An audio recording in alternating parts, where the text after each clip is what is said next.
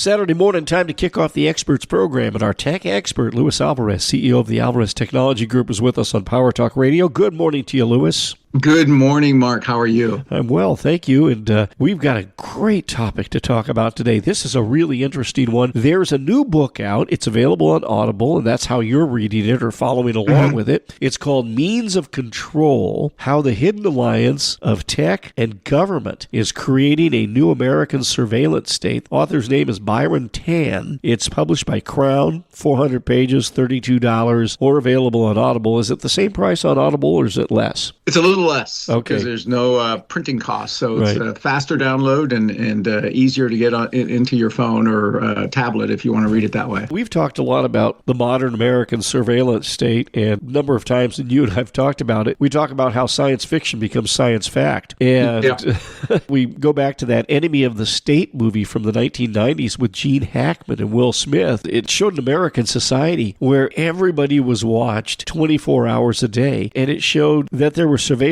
cameras outside on lampposts and attached to street lights and just everywhere. And then it also showed that there were surveillance cameras inside private businesses. And the thing that was crazy and seemed implausible at the time was that government not only had access to the surveillance cameras out of doors that were placed on government-owned street signs and traffic lights and everything like that, but they also had unfettered access to the surveillance cameras in private businesses like clothing stores and so forth. And when you first watch that years ago, you see that and you think to yourself, oh, this is really incredible. This could never happen. Well, fast forward 30 years, and if you read Byron Tan's book, Means of Control, it actually is happening. Yep, it is. What's interesting is that a lot of the norms of the constitutional rights that we enjoy as American citizens are being upended, because the reality is all of these sources of information that are out there that we willingly, as consumers, allow companies to collect on where we go, what we eat,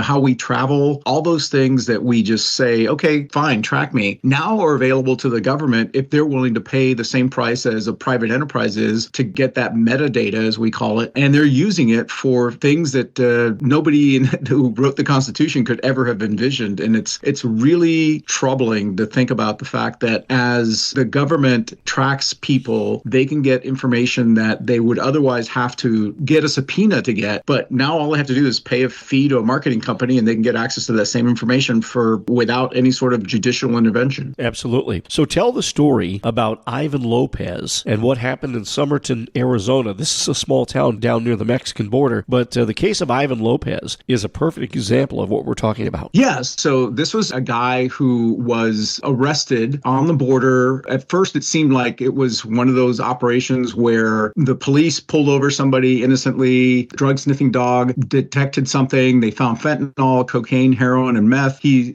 subsequently was put in jail for 84 months for drug smuggling. And so you think, okay, well, that's what happens, right? But this wasn't a random stop. They knew that this guy had been doing these sorts of things, and they were able to track him using information that they were able to glean from a data collection firm called Axiom. And they were able to basically track this guy down and, for lack of a better term, just create circumstances that led to his arrest. Right. But it was not random and it was not accidental. And so the police officer that pulled him over had claimed that Lopez had a broken taillight and had been speeding. That was the pretext for the stop. And then, as you mentioned, the drug-sniffing dogs indicated possible contraband presence in the trunk of his vehicle, and that's where they found fentanyl, cocaine, heroin, and meth. So guy wasn't a good guy. Okay, he was involved in the drug business, illegally, of course. It's always illegal. We were dealing with narcotics. But at the same time, constitutional safeguards were completely ignored in this case. Now, some people might say, well, the guy gets what he deserves. That's just a way of catching a crook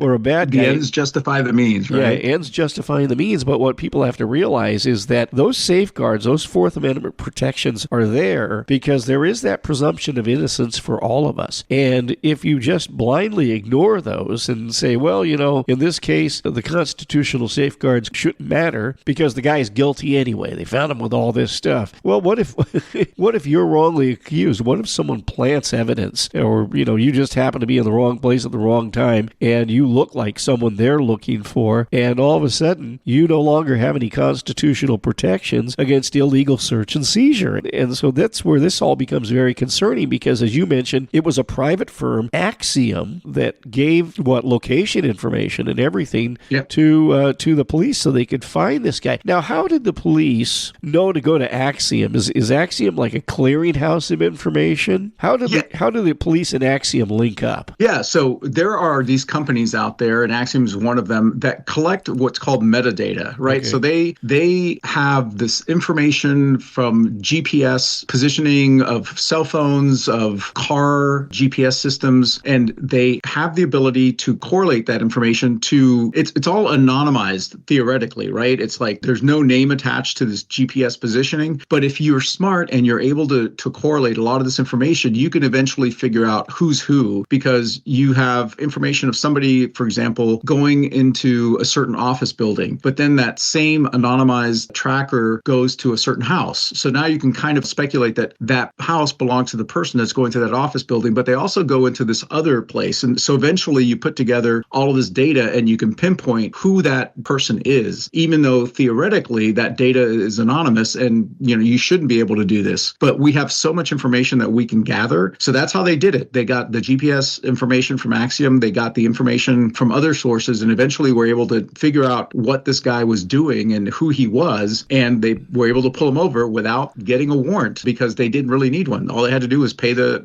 whatever that marketing fee was for that company. So does Axiom purchase the metadata from other companies like those that build the GPS devices and sell them to us? Or how does Axiom get the information then? So they get them from cell phone companies. So for example, the reason we have in Monterey a direct flight to Dallas, and this is not to bring the airport district into this, is that the airport district was able to buy information that showed that there was more, there was a number of cell phone numbers that were coming to Monterey from Dallas. And they were able to take that information and show it to the airlines and say, hey, look, there are all these people that are coming to Monterey with area codes from the Dallas area. Sure. So that means that there's a lot of people coming from Texas coming to Monterey. So maybe there's a reason to have a direct flight. Perfectly legitimate marketing exercise done every day. That's what marketing companies do. But when the government gets involved, especially with their ability to get multiple sources of information, that's when it becomes dangerous. Yeah, boy, it certainly is. And what a scary situation. So folks, if you want to know more about this, head over to Lewis's website, and that is alvareztg.com. And there's a link to the story. And once again, the name of the book is Means of Control, and the author is Byron, B-Y-R-O-N, Tao, T-A-U, Byron Tao, on Crown Books. Luis Alvarez, CEO of the Alvarez Technology Group, has been our guest today. And online, you'll find them at alvareztg.com, at alvareztg. That's their Twitter handle. Luis, the toll-free number for the I-Team. Give us a call at 866-78-I-TEAM. That's 866-784-8326. And coming up on Monday, beginning at 8:30 on our weekday talk, we've got a great story here for you.